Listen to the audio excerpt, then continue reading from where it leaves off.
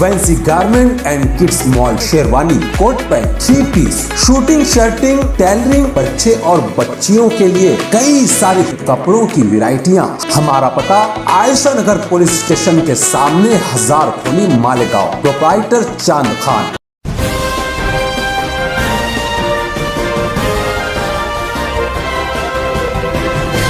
मानव समाचार, मानवता के हक में। मानव समाचार में आपका स्वागत है। मैं हूं अब्दुल रहमान। आइए देखते हैं आज की खास खबर। हिंदुस्तान के आम शहरियों पर फिल्मी सितारों का हमेशा से बड़ा असर रहा है। फिल्मी सितारों और अदाकारों की तरह अपने बालों को संवारना, उनकी तरह कपड़े पहनना, उनके अंदाज और उनकी आवाज़ की नकल करना या फिर अपने नाम के साथ उनका नाम जोड़ना, ये एक आम सी बात है। कई लोगों की रोजी रोटी तो इन अदाकारों की अदाकारी करते हुए या इनकी आवाज़ की मिमिक्री करते हुए चलती है। कई इलाकों में फिल्मी सितारों के नाम से ट्रस्ट या फैन क्लब भी चलता है, जो न सिर्फ इन अदाकारों की शोहरत में इजाफा करता है, बल्कि बाज़ ट्रस्ट और फैन क्लब समाजी कामों में बढ़ चढ़कर हिस्सा लेते हुए फिल्मी सितारों से अपनी चाहत और अपनी पसंदीदगी को एक माना और एक मकसद देते हुए नजर आते हैं।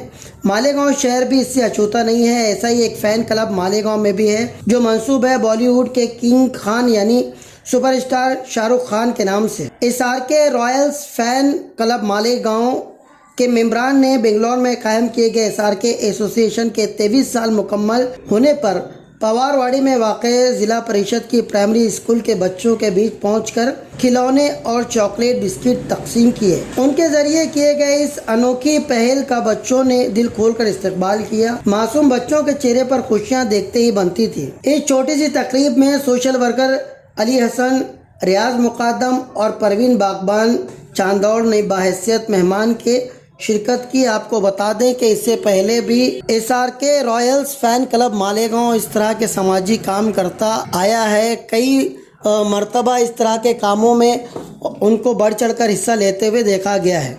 मानव समाचार के लिए खालिद सरहदी की खास रिपोर्ट।